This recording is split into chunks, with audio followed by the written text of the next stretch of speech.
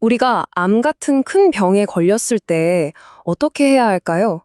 병과 정면으로 맞서 싸워야 할까요? 아니면 병의 뿌리를 찾아서 조용히 다스려야 할까요? 맨발로 쓰는 아침 편지입니다.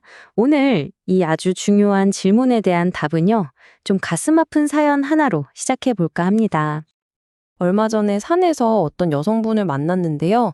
남편을 대장암으로 먼저 보내셨대요. 그리고 본인도 암 수술을 받으셨고요.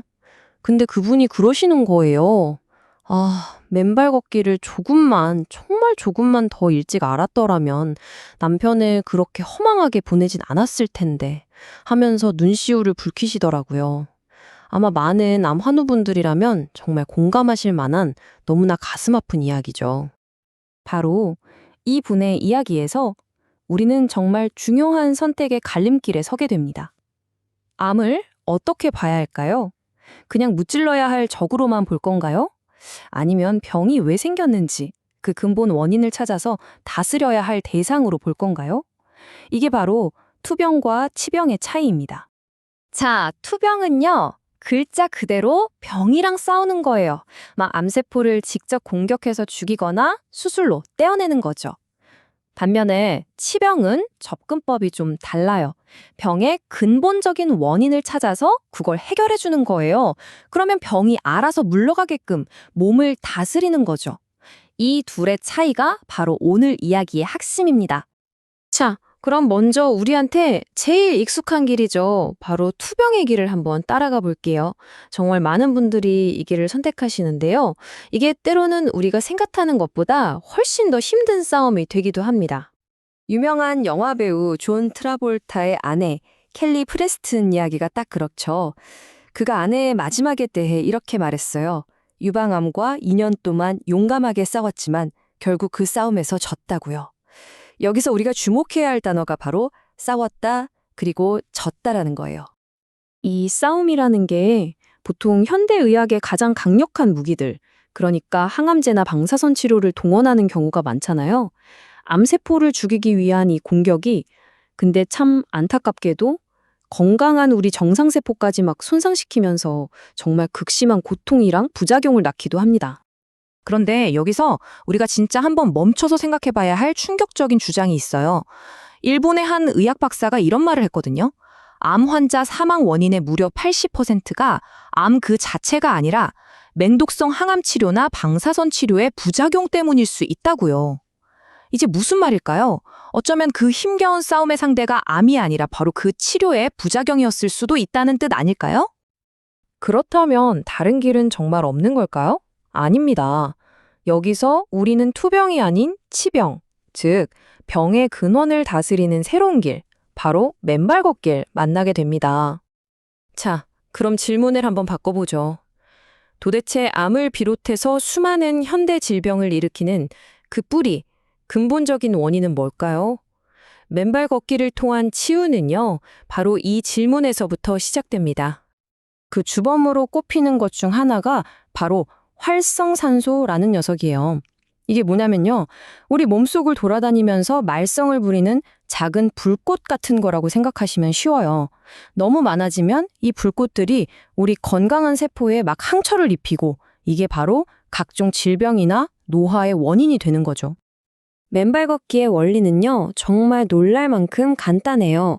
첫째, 그냥 신발을 벗고 맨발로 땅을 밟아요. 둘째, 그러면 땅 속에 무한하게 있는 자유전자라는 게 우리 몸으로 쏙 들어옵니다.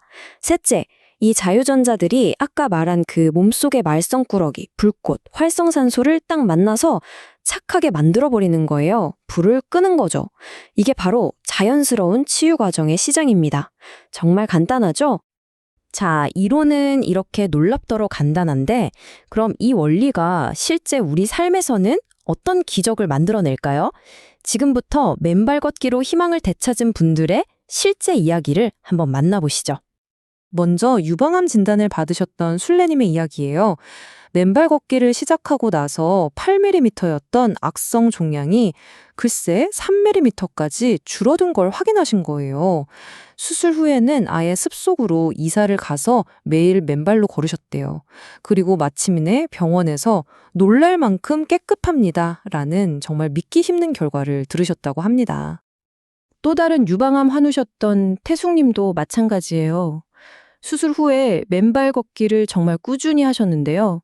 5년 뒤에 의사 선생님이 모든 검사를 다 해보고는 단 하나의 흠도 찾을 수 없다는 완벽한 완치 선언을 해주셨대요. 이 두 분은요, 암이랑 정면으로 싸우는 대신에 암이 살 수 없는 건강한 몸의 환경을 만드는 치병의 길을 선택하신 거죠. 와, 이런 희망적인 이야기들을 들으니까, 나도 한번 해볼까? 이런 생각 드시죠? 그럼 어떻게 하면 안전하고 또 꾸준하게 이 자연 치유의 길을 걸을 수 있는지 제가 구체적인 방법을 알려드릴게요. 가장 중요한 핵심, 뭘까요? 바로 꾸준함입니다. 매일매일이요. 우리 몸속의 그 말썽꾸러기 불꽃, 활성산소를 효과적으로 끄려면요. 하루도 거르지 않고 매일 30분 이상 맨발 걷기를 하는 게 정말 중요합니다. 물론 안전이 제일 중요하겠죠? 걷기 전에는 바닥에 유리 조각이나 뾰족한 건 없는지 꼭 한번 쓱 둘러보시고요. 처음에는 흙길이나 잔디밭처럼 푹신푹신하고 부드러운 곳에서 시작하는 게 좋아요. 그리고 혹시 모를 상처에 대비해서 파상풍 예방접종을 미리 맞아주는 것도 아주 좋은 방법입니다. 자, 오늘 우리는 암을 마주하는 두 가지 길을 함께 걸어봤습니다. 이제 선택은 우리 각자의 몫으로 남았네요. 여러분이라면 어떤 길을 선택하시겠어요? 고통스러운 부작용을 감수하면서 병과 힘겹게 싸우는 투병의 길이신가요? 아니면 자연의 힘을 빌려서 병의 근원을 조용히 다스리는 치병의 길이신가요? 어머니 같은 우리 돼지는요, 언제나 그 자리에서 우리에게 생명의 에너지를 아낌없이 나눠줄 준비가 되어 있어요. 우리가 할 일은 그냥 신발을 벗고 다시 땅과 연결되는 것, 딱 그거 하나뿐입니다. 망설이지 마시고 직접 한번 경험해 보세요. 지금 당장 밖으로 나가서 단 5분이라도 괜찮으니까 맨발로 땅을 한번 느껴보시는 건 어떨까요? 그리고 더 많은 정보나 생생한 후기가 궁금하시다면 맨발 걷기 국민운동부 네이버 카페에 한번 가입해 보세요. 정말 수많은 분들과 함께 희망을 나누실 수 있을 겁니다. 마지막으로 오늘 내용이 유익하셨다면 구독과 좋아요, 알림 설정으로 저희에게 큰 힘을 보태주시길 부탁드릴게요. 감사합니다.